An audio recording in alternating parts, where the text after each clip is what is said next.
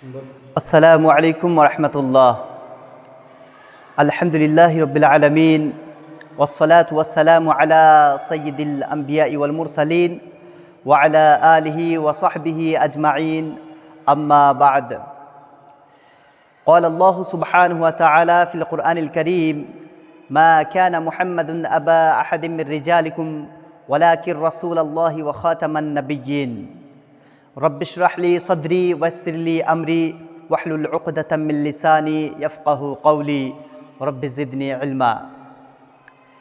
সম্মানিত শ্রোতামণ্ডলী এবং আমার শ্রদ্ধেয় গুরুজনরা, আমি আপনাদের সামনে যে বিষয়টি উপস্থাপন করতে প্রত্যাশিত সেটি হচ্ছে মুহাম্মদ সাল্লাল্লাহু তাআলা আলাইহি ওয়াসাল্লাম ইসলাম ব্যতীত আরও পৃথিবীর অন্যান্য ধর্মগ্রন্থগুলোর মধ্যে হতে হিন্দুদের ধর্মগ্রন্থে, অর্থাৎ আমাদের নবীজি মুহাম্মদ সাল্লাল্লাহু তাআলা আলাইহি ওয়াসাল্লামের কথা শুধু ইসলাম ধর্মে বলা হয়েছে এটা নয়, বরং ইনার ব্যাপারে ভবিষ্যৎবাণী পৃথিবীর আরও বিভিন্ন ধর্মগ্রন্থগুলোতে ভবিষ্যৎবাণী করা হয়েছে বা ইনার ব্যাপারে আলোচনা করা হয়েছে।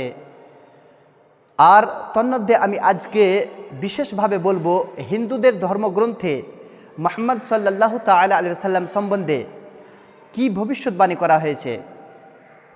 সম্মানিত শ্রোতামণ্ডলী, আমরা জানি যে আল্লাহ সুবহানাহু ওয়া তাআলা যুগে যুগে অনেক নবী ও রাসূলগণকে পাঠিয়েছেন, কিন্তু অনেক মানুষ বিশ্বাস করে যে ইসলাম ধর্ম একটি নতুন ধর্ম আর এটি এসেছে 1400 বছর পূর্বে, আর এই ধর্মের প্রতিষ্ঠাতা হচ্ছেন মুহাম্মদ সাল্লাল্লাহু তাআলা আলাইহি ওয়াসাল্লাম।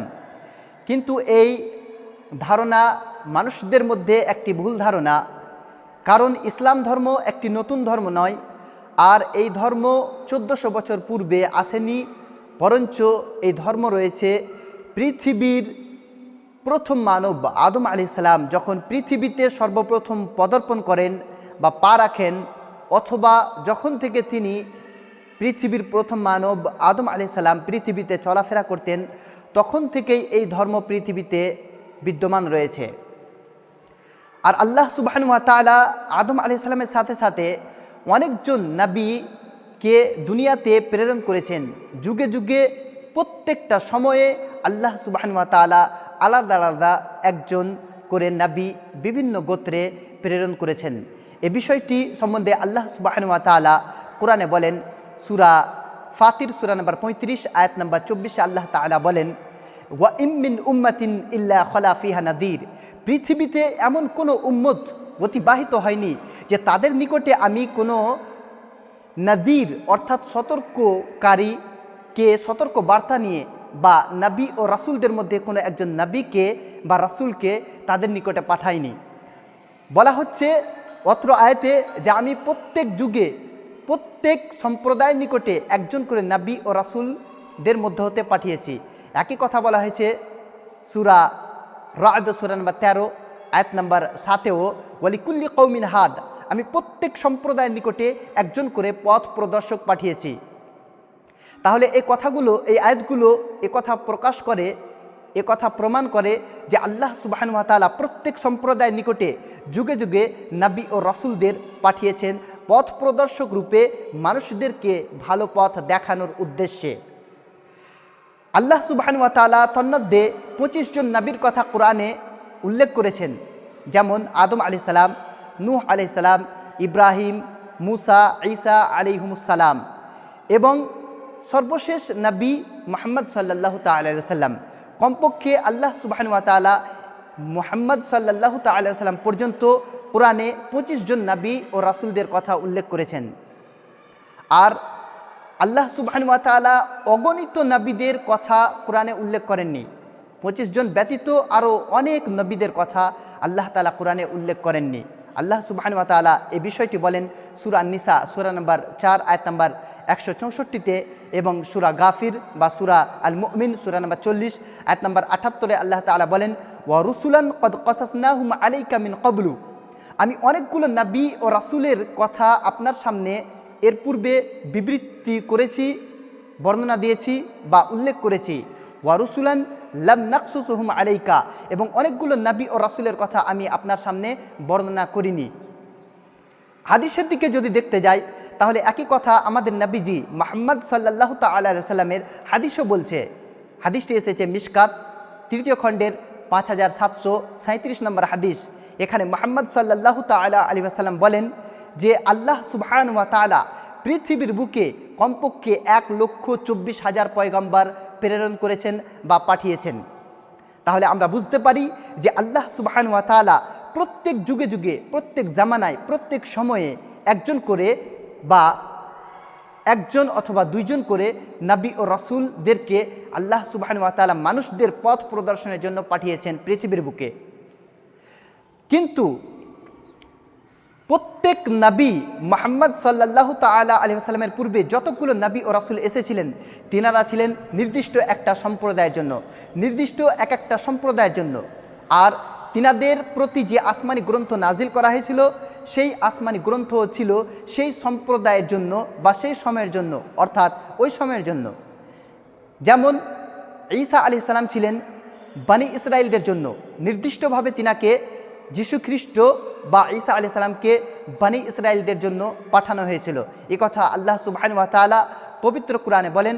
সূরা আলে ইমরান সূরা নম্বর 3 আয়াত নম্বর 49-এ আল্লাহ সুবহানাহু ওয়া তাআলা বলেন, ওয়া রাসূলান ইলা বনি ইসরাইলা, অর্থাৎ বনি ইসরাইলদের নিকটে একজন রাসূল আমি পাঠিয়েছি বা প্রেরণ করেছি।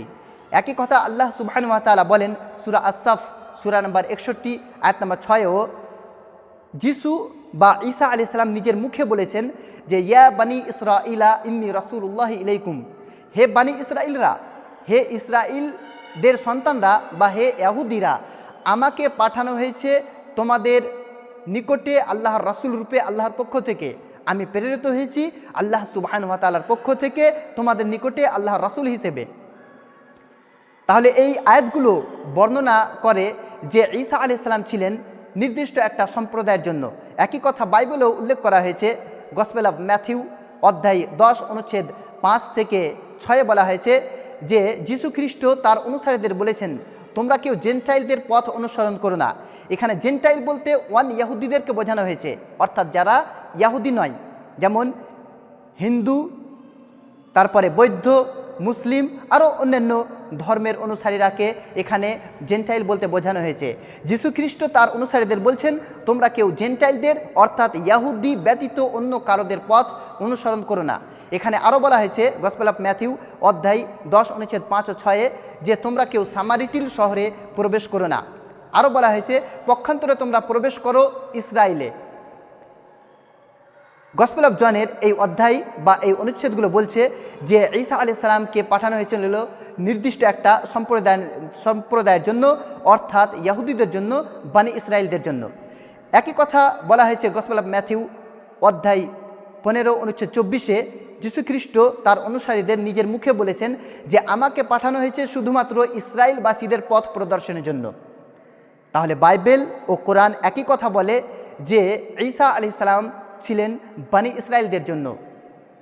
কিন্তু আমাদের নবী মুহাম্মদ সাল্লাল্লাহু তাআলা আলাইহি ওয়াসাল্লাম নির্দিষ্ট কোনো একটা সম্প্রদায়ের জন্য প্রেরিত হননি বা নির্দিষ্ট একটা সম্প্রদায়ের জন্য তিনাকে রাসূল বা নবী রূপে পাঠানো হয়নি। তিনাকে পাঠানো হয়েছে সর্বশেষ নবী ও রাসূল রূপে, অর্থাৎ নবীদের মধ্যে সর্বশেষ নবী, রাসূলদের মধ্যে সর্বশেষ রাসূল। তিনি হচ্ছেন নবীদের সিলমোহর। তিনার পরে আর কোনো নবী আসবে না। যেহেতু তিনার পরে কোনো আর নবী আসবে না, তাই তিনাকে সমগ্র মানব জাতির জন্য পাঠানো হয়েছে, অর্থাৎ পুরো পৃথিবীবাসীর জন্য পাঠানো হয়েছে।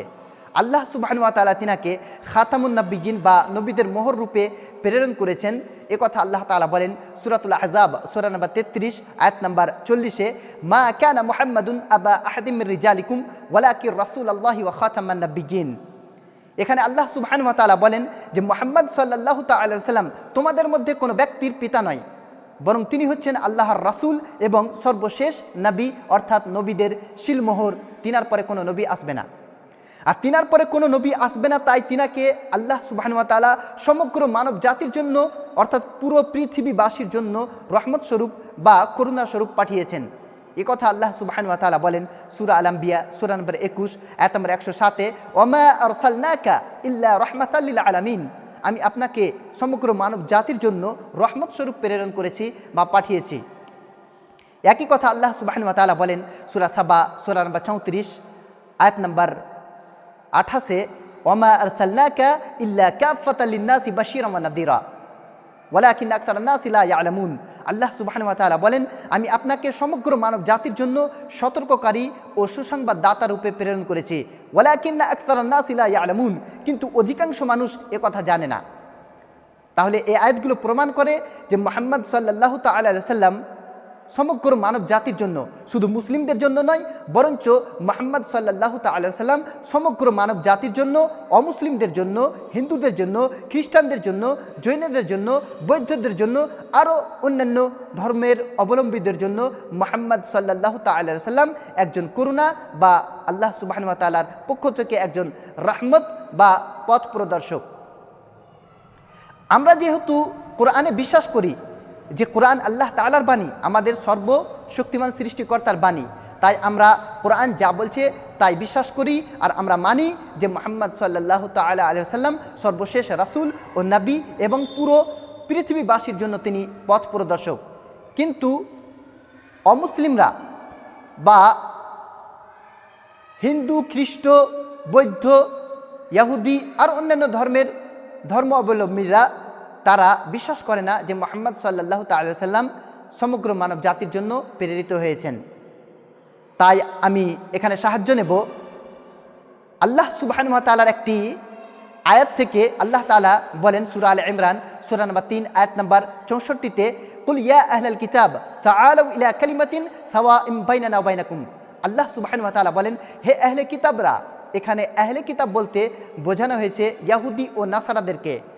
এখানে ইহুদি ও নাসারা বাদ দিয়ে আরও অন্যান্য ধর্ম অনুসারীদেরকেও বোঝানো যায়। আমি এখানে সম্বোধন করব হিন্দুদেরকে বা হিন্দু ধর্মের অনুসারীদেরকে, যে হে হিন্দু ধর্মের অনুসারীরা, তাআলাউ ইলা কালিমাতিন সাওয়াইন বাইনানা ওয়া বাইনাকুম, এসো সে কথাই যে কথা আমাদের এবং তোমাদের মধ্যে সমান। এখানে আল্লাহ তাআলা ডাক দিচ্ছেন ইহুদি ও নাসারাদেরকে যে এসো সে কথাই যে কথা আমাদের এবং তোমাদের মধ্যে সমান। আমি বলবো হিন্দু ধর্মের অনুসারীদেরকে যে এসো সে কথাই যে কথা আমাদের এবং তোমাদের মধ্যে সমান। এখানে আল্লাহ তাআলার আয়াত বলছে যে আমাদের অর্থাৎ ইসলাম ধর্মে, আল্লাহ সুবহানাহু ওয়া তাআলার ধর্ম ইসলাম, এই ধর্মে যে কথাগুলো বলা হয়েছে সে কথাগুলো তোমাদের ধর্মগ্রন্থেও অনেক কিছু বলা হয়েছে। তো আমরা যদিও ইসলাম ধর্মকে যদিও অমুসলিমরা বিশ্বাস করে না, তবুও আল্লাহ তাআলা বলছেন যদি তোমাদের ধর্মগ্রন্থে থাকে তাহলে সে কথাগুলো ইসলামের সাথে মিলে যাচ্ছে, তাই তোমরা সেগুলো মেনে নাও। তাই আমি বলবো যে আমরা যেহেতু আল্লাহ তাআলার গ্রন্থ আল কোরআনে বিশ্বাস করি, তাই মানি যে মুহাম্মদ সাল্লাল্লাহু তাআলা আলাইহি ওয়াসাল্লাম শেষ রাসূল। যেহেতু আল কোরআন বলছে তিনি শেষ রাসূল, কিন্তু অমুসলিমরা মানে না, তাই তাদের ধর্মগ্রন্থ থেকে আমাদেরকে উদ্ধৃতি দিতে হবে। আর তাদের ধর্মগ্রন্থ অনেকগুলো রয়েছে আর তারা বিশ্বাস করে তাদের ধর্মগ্রন্থে, যদি তাদের ধর্মগ্রন্থে থাকে মুহাম্মদ সাল্লাল্লাহু আলাইহি ওয়াসাল্লামের কথা, তাহলে তারা মানতে বাধ্য হবে। যেহেতু সেগুলোকে তারা ঈশ্বরের বাণী বলে মনে করে, তাই সেগুলোর কথা তারা মানতে বাধ্য হবে। তাই আমরা দেখব যে আমাদের নবীজি মুহাম্মদ সাল্লাল্লাহু তাআলা আলাইহি ওয়াসাল্লাম সম্বন্ধে তাদের ধর্মগ্রন্থে অর্থাৎ হিন্দুদের ধর্মগ্রন্থে কি বলা হয়েছে। আমরা যদি দেখি হিন্দুদের ধর্মগ্রন্থগুলো, তাহলে সেগুলো প্রধানত দুই ভাগে বিভক্ত, শ্রুতি ও স্মৃতি। শ্রুতির অর্থ হচ্ছে যা শোনা হয়েছে, বোঝা হয়েছে বা উপলব্ধি করা হয়েছে। শ্রুতি প্রধানত দুই ভাগে বিভক্ত, বেদ ও উপনিষদ, এই দুইটি ভাগে বিভক্ত।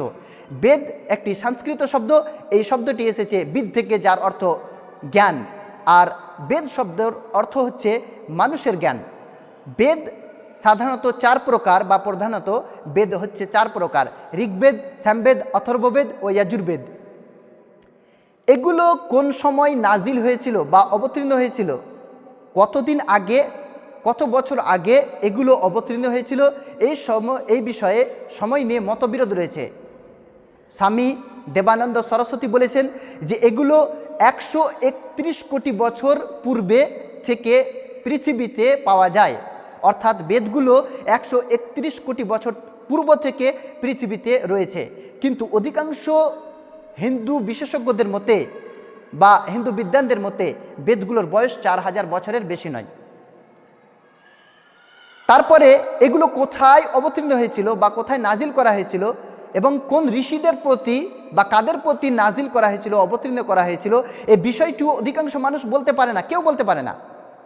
এতদ ব্যতীত হিন্দুরা মনে করে যে এগুলো ঈশ্বরের বাণী আর এগুলোতে যা কিছু আছে সেগুলোকে তারা বিশ্বাস করে।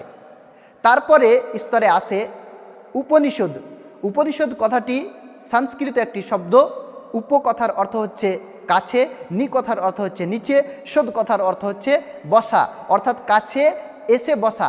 অতীতে শিষ্যরা গুরুজনের বা গুরুদের শিক্ষকদের কাছে শিক্ষা নিতে এসে পায়ের কাছে নিচে এসে বসতেন। এই কথাটিকেই বা এই দৃশ্যটিকে বোঝানোর জন্য উপনিষদ কথাটি বলা হয়। আর উপনিষদ শব্দের অর্থ হচ্ছে এমন জ্ঞান যা যাবতীয় অজ্ঞতাকে দূর করে দেয় বা দূরীভূত করে, জাহিলিয়াতকে দূর করে দেয়। উপনিষদ পৃথিবীতে অনেকগুলো আছে, 200-রও বেশি পৃথিবীতে উপনিষদ রয়েছে। তবে হিন্দুদের রীতি অনুযায়ী 108টি উপনিষদ রয়েছে। আর এগুলোকে 108টির মধ্যে আবার প্রধান উপনিষদ বলে ভাগ করা হয়েছে কিছু উপনিষদকে। আর কেউ বলেন যে প্রধান উপনিষদ 10টি, কেউ বলেন 12টি, আবার কেউ বলেন 18টি। তারপরে আমরা যে দেখি তাহলে আসে স্মৃতি। স্মৃতি কথার অর্থ হচ্ছে স্মরণে রাখা বা মনে রাখা। স্মৃতি এগুলো ঈশ্বরের বাণী বলে হিন্দুরা মনে করে না, তারা জানে বা তারা ভাবে যে এগুলো মানুষের লেখা, অর্থাৎ ঋষিদের লেখা। স্মৃতিতে বর্ণনা করা হয়েছে একজন মানুষ কিভাবে তার জীবন যাপন করবে, একটা সম্প্রদায়, একটা সমাজ কিভাবে তার জীবন যাপন করবে। এই স্মৃতির অন্তর্ভুক্ত হচ্ছে পুরাণ। পুরাণ কথার অর্থ হচ্ছে প্রাচীন, অর্থাৎ অতীত। পুরাণে রয়েছে বিভিন্ন দেবদেবদের কথা, পৃথিবী সৃষ্টির বা বিশ্ব সৃষ্টির কথা এবং বিভিন্ন সাহিত্য। পুরাণগুলোর মধ্যে হচ্ছে গুরুত্বপূর্ণ হচ্ছে ভবিষ্য পুরাণ। ভবিষ্য কথার অর্থ হচ্ছে ভবিষ্যৎ, অর্থাৎ যেগুলো ভবিষ্যৎ নিয়ে কথা বলে। আর এগুলোকে মহারিষি ব্যাস 18টি খণ্ডে বিভক্ত করেছেন। এগুলোর মধ্যে সর্বপ্রথম যেটি বা প্রথম স্থান দেওয়া হয়েছে ভবিষ্য পুরাণকে, বা গুরুত্বপূর্ণ হচ্ছে ভবিষ্য পুরাণ। এই ভবিষ্য পুরাণে ভবিষ্যৎবাণী করা হয়েছে আমাদের নবীজি মুহাম্মদ সাল্লাল্লাহু তাআলা আলাইহি ওয়াসাল্লাম নিয়ে। ভবিষ্য পুরাণে উল্লেখ করা হয়েছে, ভবিষ্য পুরাণ পর্ব 3 খণ্ড 3 অধ্যায় 3 অনুচ্ছেদ 5 থেকে 8-এ একজন মেলেচ্ছ আসবেন তার সঙ্গীদের সাথে নিয়ে মরুস্থল থেকে। তার নাম হবে মুহাম্মদ সাল্লাল্লাহু তাআলা আলাইহি ওয়াসাল্লাম। রাজাভোজ এ দেবতুল্য মানুষকে স্নান করিয়ে পবিত্র করবেন আর তাকে স্বাগত জানাবেন সম্মানের সাথে, তার সাথে কথা বলবেন শ্রদ্ধার সাথে, আর বলবেন, হে মানব জাতির গর্ব, আপনি শয়তানকে হারানোর জন্য এক বিশাল বাহিনী বানিয়েছেন। এই ভবিষ্যৎবাণী বলছে মুহাম্মদ সাল্লাল্লাহু তাআলা আলাইহি ওয়াসাল্লাম এর কথা এবং তার অনুসারীদের কথা। এখানে ভালো করে লক্ষ্য করলে দেখব যে এখানে বলা হচ্ছে যে একজন মিলেচ্ছ আসবেন। সংস্কৃত মিলেচ্ছ শব্দটির অর্থ হচ্ছে বিদেশি। আর আমরা জানি আমাদের নবীজি মুহাম্মদ সাল্লাল্লাহু তাআলা আলাইহি ওয়াসাল্লাম ছিলেন বিদেশি, অর্থাৎ আরববাসী। তারপরে বলা হয়েছে তিনার সঙ্গীদের সাথে নিয়ে আসবেন। সঙ্গী বলতে এখানে বোঝানো হচ্ছে সাহাবাদেরকে, অর্থাৎ সাহাবাদের কথা বলা হচ্ছে। আর আমরা জানি আমাদের নবীজি মুহাম্মদ সাল্লাল্লাহু তাআলা আলাইহি ওয়াসাল্লামের অনেকগুলো সাহাবা ছিলেন। তারপরে বলা হচ্ছে তিনি আসবেন মরুস্থল থেকে। এখানে মরুস্থল একটি সংস্কৃত শব্দ। এই শব্দটির অর্থ হচ্ছে মরুভূমি এলাকা। আর আমরা জানি আমাদের নবীজি মুহাম্মদ সাল্লাল্লাহু তাআলা আলাইহি ওয়াসাল্লাম জন্মেছিলেন মক্কায়, সেটা ছিল মরুভূমি এলাকা। তারপরে এই ভবিষ্যৎবাণীতে নাম উল্লেখ করা হয়েছে স্পষ্টভাবে যে তার নাম হবে মুহাম্মদ। তারপরে বলা হচ্ছে ভোজরাজা এই দেবতুল্য মানুষকে স্বাগত জানাবে সম্মানের সাথে, তার সাথে কথা বলবেন শ্রদ্ধার সাথে, আর বলবেন, হে মানব জাতির গর্ব। এখানে বলা হচ্ছে মুহাম্মদ সাল্লাল্লাহু তাআলা আলাইহি ওয়াসাল্লাম হবেন এমন একজন ব্যক্তি যিনি পৃথিবীবাসীর জন্য গর্ব হবেন। আর আমরা জানি মুহাম্মদ সাল্লাল্লাহু তাআলা আলাইহি ওয়াসাল্লাম পুরো পৃথিবীবাসীর জন্য গর্ব। আর এটা আল্লাহ তাআলা বলেছেন সূরা আল কালাম সূরা নম্বর 68 আয়াত নম্বর 4, ওয়া ইন্নাকা লাআলা খুলুকিন আযীম, হে মুহাম্মদ সাল্লাল্লাহু তাআলা আলাইহি ওয়াসাল্লাম, আপনি মহান চরিত্রে অধিষ্ঠিত। একই কথা আল্লাহ তাআলা বলেছেন সূরাতুল আহজাব সূরা নম্বর 33 আয়াত নম্বর 21, লাকাদ কানা লাকুম ফি রাসূলিল্লাহি উসওয়াতুন হাসানাহ, নিশ্চয় রাসূলুল্লাহ সাল্লাল্লাহু তাআলা আলাইহি ওয়াসাল্লামের মধ্যে, অর্থাৎ মুহাম্মদ সাল্লাল্লাহু তাআলা আলাইহি ওয়াসাল্লামের মধ্যে তোমাদের জন্য উত্তম আদর্শ, উত্তম নমুনা রয়েছে। তাহলে এই কথাগুলো প্রমাণ করে, এই আয়াতগুলো প্রমাণ করে যে মুহাম্মদ সাল্লাল্লাহু আলাইহি ওয়াসাল্লাম মানব জাতির জন্য গর্ব। তারপরে বলা হয়েছে যে ভোজ রাজা তিনাকে বলবেন যে আপনি শয়তানকে তাড়ানোর জন্য, হারানোর জন্য এক বিশাল বাহিনী বানিয়েছেন। আর আমরা জানি মুহাম্মদ সাল্লাল্লাহু তাআলা আলাইহি ওয়াসাল্লাম শয়তানের বিরুদ্ধে যুদ্ধ করেছিলেন, বা তিনার সাহাবাদের নিয়ে যেগুলো মানব জাতির প্রতি নির্যাতন করত, অন্যায় অত্যাচার করত, যে সমস্ত লোকগুলো মানুষদেরকে তাদের হক দিত না, হক ছিনিয়ে খেত, তাদের বিরুদ্ধে তিনি মুহাম্মদ সাল্লাল্লাহু আলাইহি ওয়াসাল্লাম অনেকজন হাজার হাজার সাহাবা নিয়ে যুদ্ধ করেছিলেন, শয়তানের বিরুদ্ধে তিনি যুদ্ধ করেছিলেন। তাহলে আমরা বুঝতে পারি এই ভবিষ্যৎবাণী আমাদের নবীজি মুহাম্মদ সাল্লাল্লাহু তাআলা আলাইহি ওয়াসাল্লাম সম্বন্ধেই করা হচ্ছে। কিছু লোক বলতে পারে এখানে বলা হচ্ছে ভোজ রাজার কথা, যিনি জন্মেছিলেন 11 শতাব্দীতে, আর তিনি রাজা শিলাবাহনের 10ম বংশধর। এই লোকগুলো বুঝতে পারে না যে রাজা ভোজ বলে একজন ইন্ডিয়াতে রাজা ছিলেন না, বরং ভোজ বলে অনেকজন রাজা ছিলেন। এটা রোমের সম্রাটদের যেমন বলা হতো সিজার, সুতরাং রোমে একজন সিজার বা একজন রাজা ছিলেন না, বরং রোমে অনেকজন সম্রাট বা অনেকজন রাজা ছিলেন।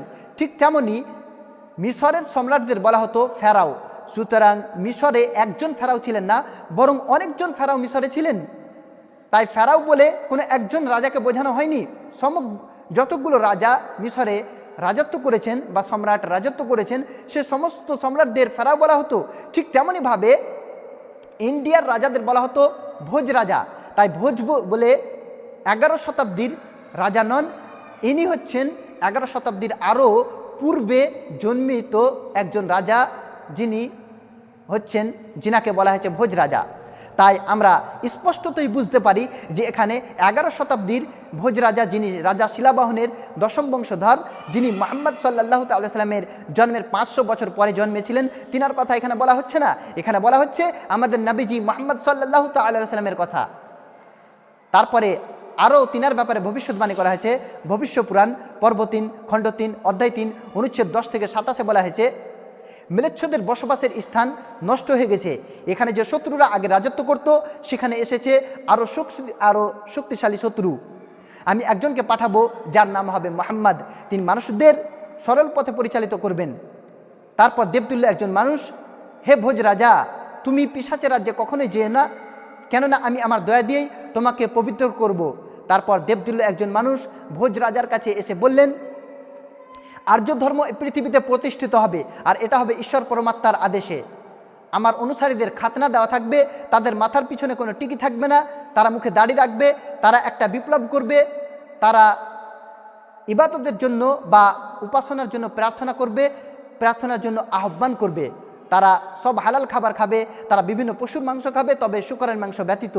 তারা লতাপাতার মাধ্যমে নিজেদের পবিত্র করবে না, নিজেদের পবিত্র রাখবে যুদ্ধ ও বিদ্রোহের মাধ্যমে। তাদের সম্প্রদায়কে বলা হবে মুসলমান। এই ভবিষ্যৎবাণী যদি আমরা দেখি লক্ষ্য করে, তাহলে এখানেও আমাদের নবীজি এবং তিনার অনুসারীদের কথা বা মুসলমানদের কথা এখানে বলা হয়েছে, বা মুহাম্মদ সাল্লাল্লাহু তাআলা আলাইহি ওয়াসাল্লাম সম্বন্ধে এখানে ভবিষ্যৎবাণী করা হচ্ছে। আমরা আসি এগুলোকে একটু আবার ভালোভাবে লক্ষ্য করে দেখি এখানে কি কি ভবিষ্যৎবাণী করা হয়েছে। সর্বপ্রথম যদি এখানে আমরা লক্ষ্য করি, তাহলে এখানে আমাদের নবীজি মুহাম্মদ সাল্লাল্লাহু তাআলা আলাইহি ওয়াসাল্লামের নাম স্পষ্টই ঘোষণা করা হয়েছে যে একজন ম্লেচ্ছ আসবেন, তিনার নাম হবে মুহাম্মদ।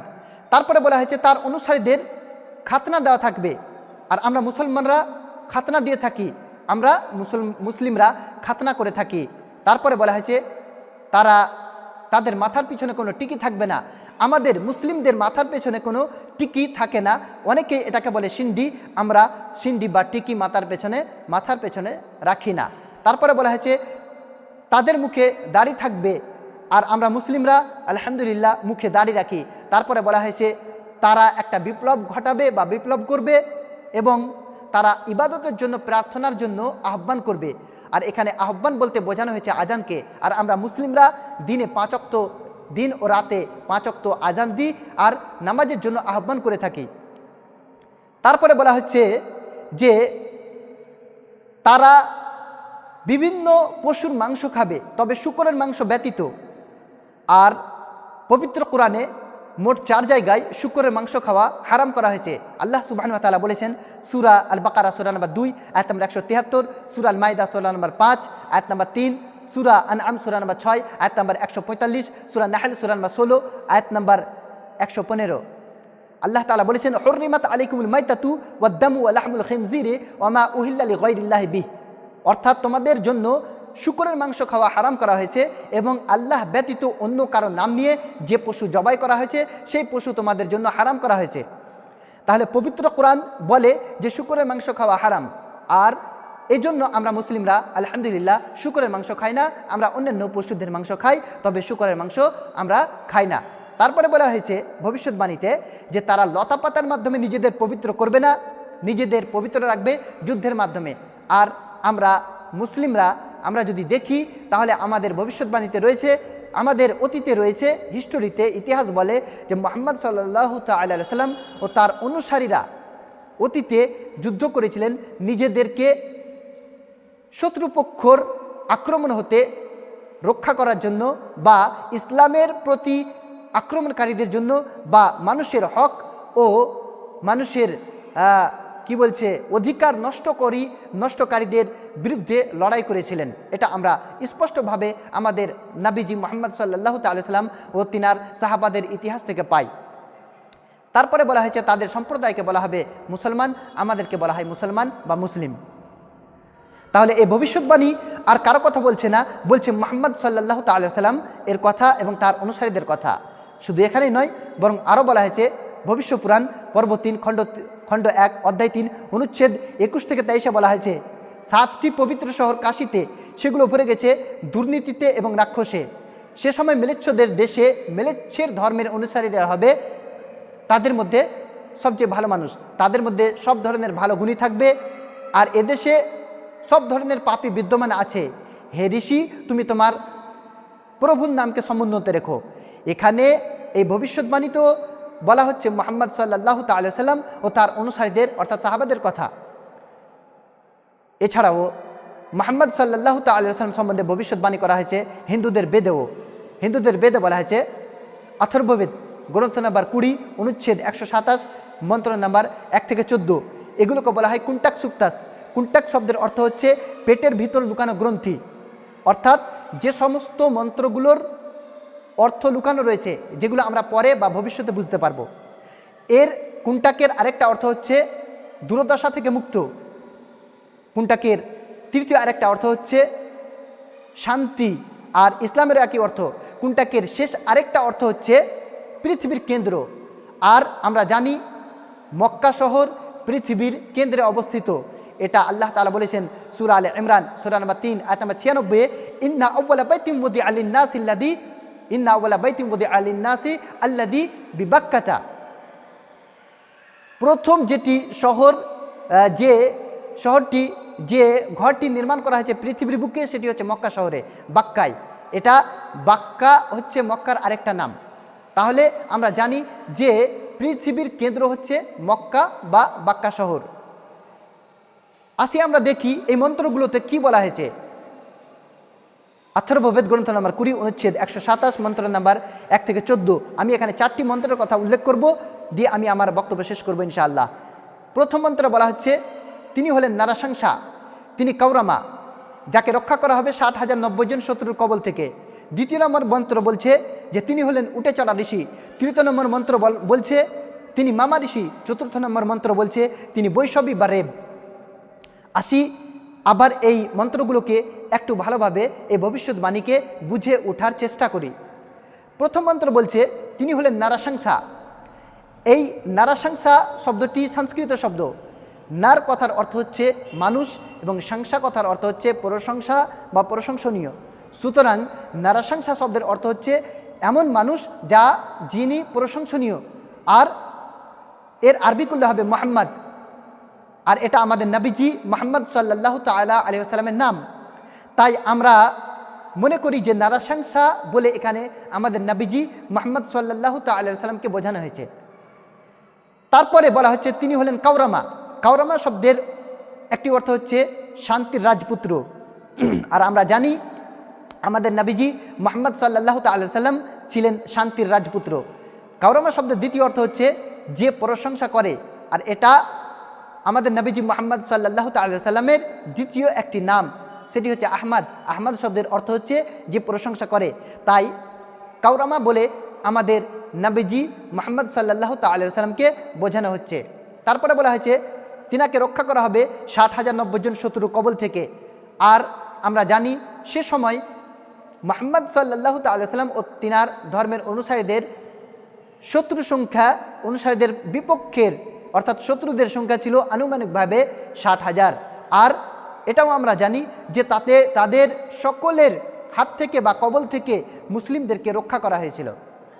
দ্বিতীয় নম্বর মন্ত্র বলছে যে তিনি হলেন উটে চড়া ঋষি।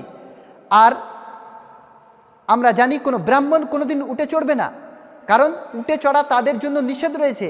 উট বা গাধার পিঠে চড়া একজন ব্রাহ্মণের জন্য নিষেধ রয়েছে।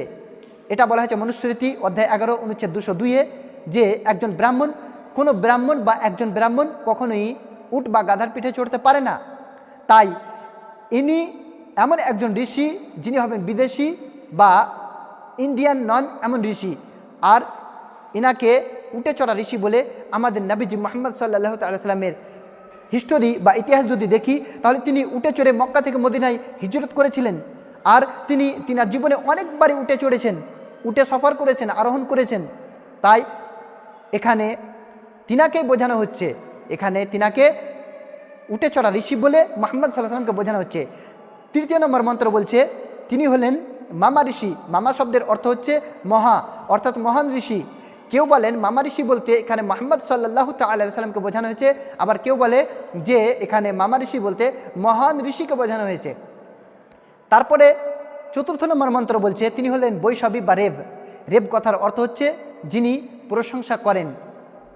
আর এটি আমাদের নবীজি মুহাম্মদ সাল্লাল্লাহু তাআলা আলাইহি ওয়াসাল্লামের নামের একটি দ্বিতীয় নাম, সেটি হচ্ছে আহমদ। আর আহমদ নামের অর্থ হচ্ছে যিনি প্রশংসা করেন। তাই এখানে রেব বা বৈষ্ণবী বলে তিনাকে বোঝানো হচ্ছে, আহমদ বলে আমাদের নবীজিকে বোঝানো হচ্ছে। তাই এই সমস্ত মন্ত্রগুলো যদি আমরা লক্ষ্য করি কুনটাক সুক্তাসের, তাহলে এই মন্ত্রগুলোতেও বোঝানো হয়েছে যে মুহাম্মদ সাল্লাল্লাহু তাআলা আলাইহি ওয়াসাল্লাম নামে একজন নবী আসবেন, যিনি হবেন শেষ নবী ও রাসূল। আরও অনেক বিষয় এরকমভাবে উল্লেখ করা হয়েছে আমাদের নবীজির বিষয়ে। আরও বলা হয়েছে হিন্দুদের ধর্মগ্রন্থে, যেমন উত্তরচিকার 1500 নম্বর মন্ত্রে, ইন্দ্রের দ্বিতীয় অধ্যায়ের 152 নম্বর মন্ত্রে, অথর্ববেদের 31 অধ্যায়ের 18 নম্বর অনুচ্ছেদে, আরও অনেক জায়গায় আমাদের নবীজি মুহাম্মদ সাল্লাল্লাহু তাআলা আলাইহি ওয়াসাল্লাম সম্বন্ধে ভবিষ্যৎবাণী করা হয়েছে।